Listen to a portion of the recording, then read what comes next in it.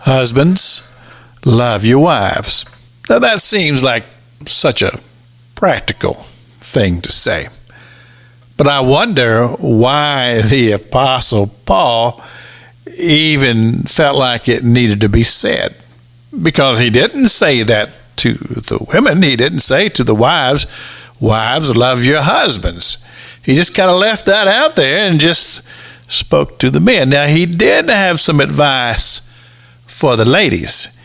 He said, submit yourself to your husbands. Now, I know that in the current age in which we live, that's not a very popular statement to make. However, you have to understand that God established an order. And of course, the first order on that ladder is God himself. And then he's placed the man to be responsible for the family. And then the family unit comes in with that to say, look, we've got to submit to what God has established here.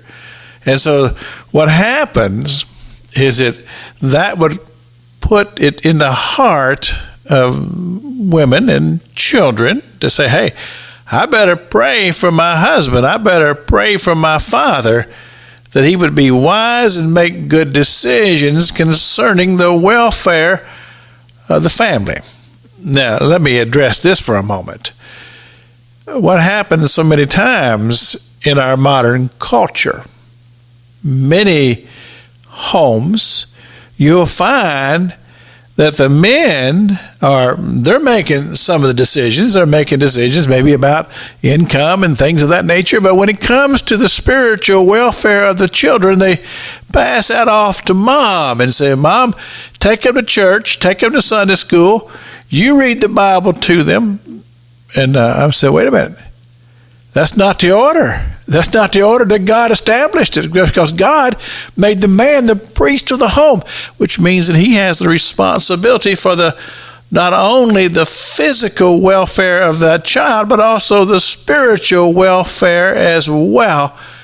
And I'm just here to tell you what I see and what I observe.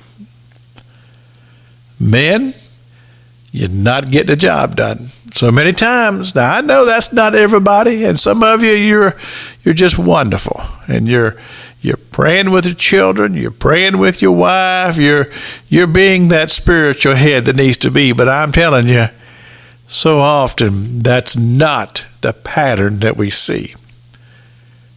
The Apostle Paul said, the man is the head of the house. He's the one who's going to ultimately stand before God and stand responsible. And I do believe that is a huge responsibility. And I don't believe that we're going to be able to stand before God and make some explanation. Well, I just kind of felt like she was more spiritual than me. Well, if that is what you sense, then there's time for you to change that as well.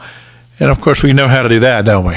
That means just being in the Word, praying, seeking God, spending time just meditating on the very presence of God in your life.